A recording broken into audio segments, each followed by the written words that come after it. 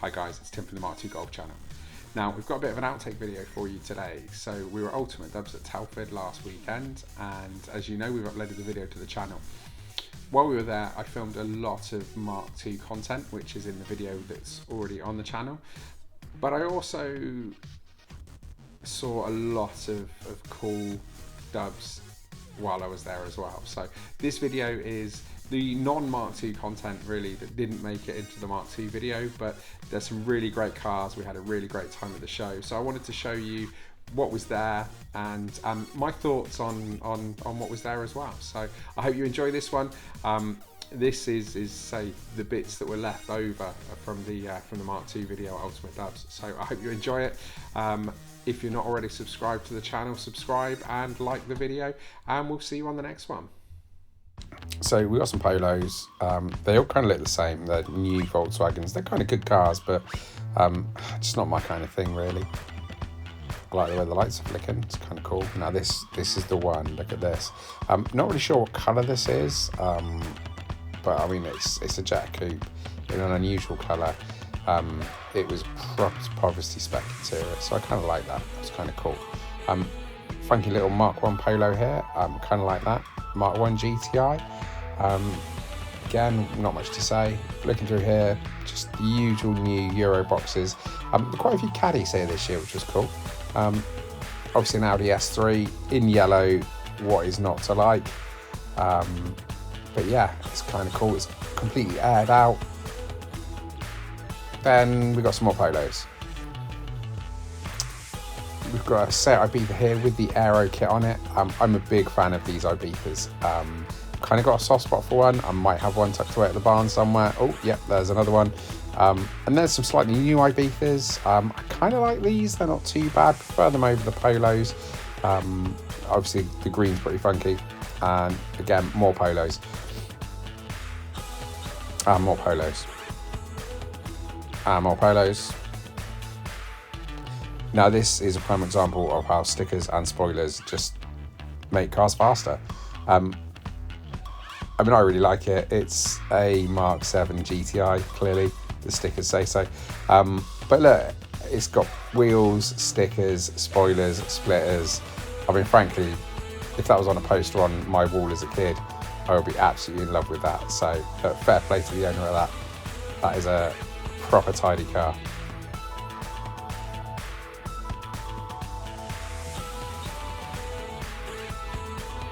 And then there is a Caddy with an inflatable unicorn in the back. Not quite sure what the inflatable unicorn's about, and as the day went on, people got behind it and it started to go down. Mark 1 Leon with stickers. I've owned quite a few Mark 1 Leon Cupras in my time. Really good cars, really underrated, and it's sad that they're worth more in parts than they are whole. Got some Audi A3s. My wife's got an Audi A3, so who knows, I might mod it while she's not looking. Nice little Sirocco rocked up. Couldn't knock that.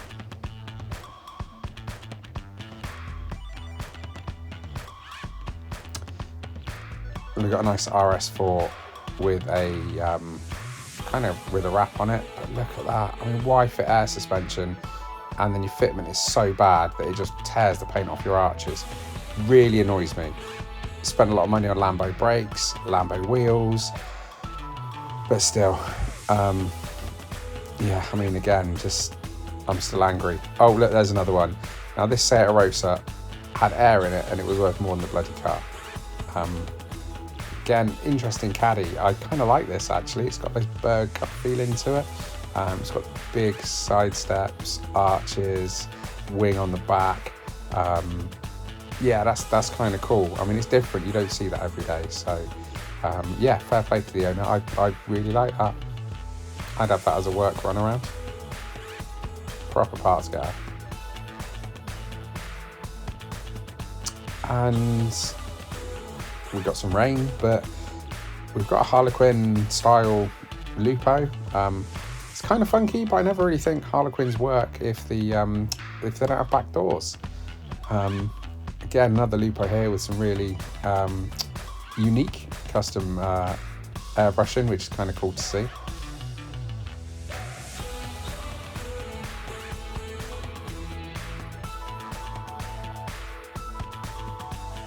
Now this was cool to see. Amongst all the brand new shiny wrapped Audis and Volkswagens, we had this funky old Beetle. This is just an old school modified dub, so fair play. Looks like it's got a narrow front beam on it, some girls kissing a banana. Yeah, you know what? That is a well-worn dub.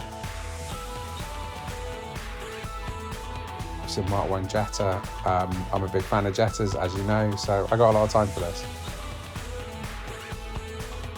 This is interesting. Not really sure what he's going to be pulling with that, but look, it's different. I've never seen one like that before. Fair play to him. I mean, again, it's all about doing something different and putting your stamp on it, and this guy certainly has. So inside, we've got some really clean cars inside, as you'd expect. Now this is a Mark II Golf GTI 16 valve with about 90,000 miles, I think. I mean, he's got all his history in the back, his old MOTs, his logbook. Probably not the most clever thing to do, seeing as you can transfer ownership online now. Hope no one did that.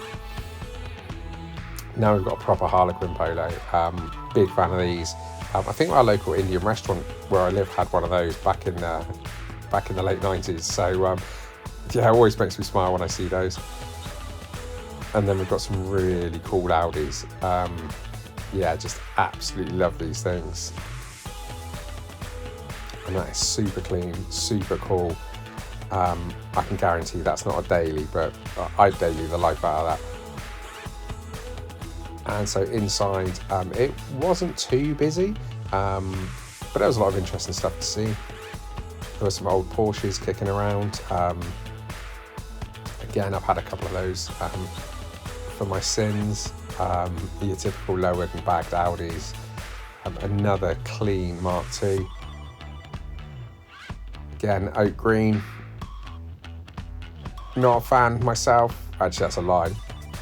I'd quite happily have an oak green with a cream interior, but who am I kidding? London Cartel were there in force with his brand new Lambo inside as well. It's interesting. Not necessarily my cup of tea, but look, do you know what? It's an impressive machine nevertheless. I think those brakes are bigger than my wheels. Again, another old Porsche 924 turbo by the looks of it, or it's certainly got the turbo front end on it. Again, just nice to see. I thought this Audi was cool. Again, for me, this would make an awesome daily. And so again, you can see in the halls, there's just so much going on, and there's a lot of noise. There's just music everywhere from all the different demo vehicles. This Porsche was super clean. Again, these things were so cheap a couple of years ago, and now they're just so much money. I mean, they're gorgeous, but I honestly don't know that that's a 50, 60 grand worth of car, in my opinion. When maybe 5-6 years ago, you were picking them up for 7 or 8 grand. But look, fair play. This one is absolutely stunning, and you know, you've got to appreciate that. So again, just walking through, more bagged Audis and VWs. This one's got a kind of cool wrap on it. Then there are quite a few Lambos at Ultimate Dubs this year. It seems to be the acceptable car of choice for demonstrators if you want to stand out. I mean, this again, lime green, black accents. It's a classic combination, and yeah, you can't knock it. Now, these things are cool. If you've got kids, then it's an excuse to spend your money on these, because yeah, if I was small enough, I'd have a go on one. And just wandering around again, quite a few R8s. Again, I really like these. I'm just wondering if they're going to be cheap enough that maybe they'll become a modern classic that we can afford, but to be honest, they're V8s and V10s, so probably not. Just wandering around again, more wrapped Audis inside. Watching back on this video, I'm starting to see more of the same. So again, we had this gathering here. It's a bit of a DJ contest, I think, was going on at some point. There's lots of different things going on inside the hall at different points in the day, so it's really good just to have a look from time to time. Vossen were here again this year, so really like their wheels. They're again back with the Lamborghini Demonstrator, and you've got to say those wheels look really good on that Lambo. But again, I think Vossen's on an Audi just look fantastic. We've got this ABF carved Mark III, which is quite nice. Again, two-tone leather Recaros. Do you know what? I think it's a really well put together car. The car was super clean. I almost think that the engine let it down a bit because it wasn't as clean as the rest of the car, but it's still cool. So again, just walking through, it wasn't that busy this year, which was kind of nice. I think with everything that's going on in the world at the moment, it may have put some people off, but you know what?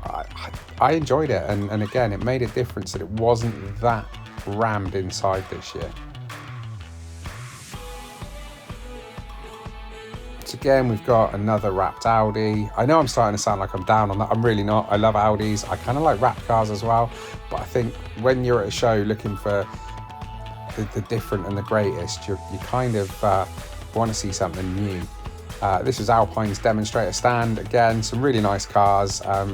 They're the same cars year in, year out. So it'd be nice to see something different from Alpine. But look, at least they brought some Volkswagens.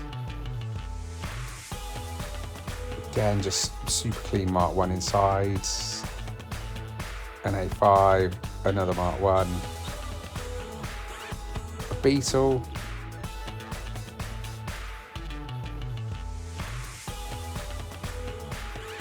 Again, I mean, is there anything different here? I mean, there was some interesting stuff. Again, back to this. These little things are really cool. I think this is one of the raffle prizes. This Mark II is here and at the shows most years. Super clean Mark 1 again.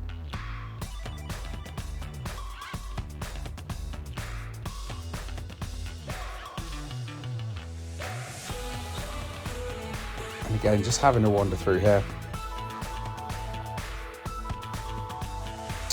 There's an EOS. Now, that is the forgotten Volkswagen. If you ask anyone to name Volkswagens from the last 10 years, I guarantee they would forget about the EOS. I mean, they even did the 3.2 V6 engine out of an R32 in one of those EOSs. I mean, that's mental. And they're super cheap as well. Back into this hall, this almost kind of, I was here a couple of years ago, this hall had a load of sort of green Mark 1s in it. I always remember that down this row here. Again, we've got a kind of interesting looking A1 here. There are quite a lot of A1s at the show this year. This one for me certainly stood out because it's not gone for the super clean look. Again, just more wraps and more wraps. I mean, I'm kind of all wrapped out at this point in the day. Again, some really nice cars, but again, I think it's the problem with modern Volkswagens and modern Dubs is kind of, they all start to look a bit samey. You know, I kind of miss the show scene from like the late 90s, early 2000s, when people were putting body kits and wings and massive wheels on cars and Audi door handles and you know, people were kind of experimenting, and now it seems like you can put airbags on an air ride. But then this thing totally contradicts what I just said. Fair play, this is something else. I mean, yeah, this was absolutely brilliant. It's kind of just so out there and unique that it was a breath of fresh air to see. And again, it's because it's an older car. Again, really nice Mark 1 here.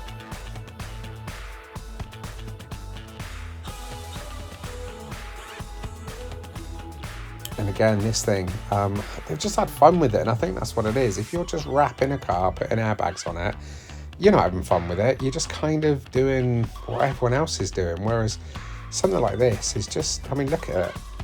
That is cool. It's like the Ghostbusters go on a summer holiday. And again, this thing, it is a thing.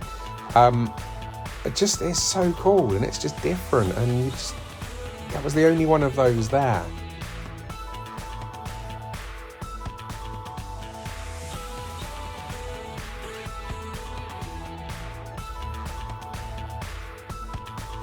and just some random RC drift cars, because why not? And again, just a beautiful example of a classic dub. I mean, that's just perfect.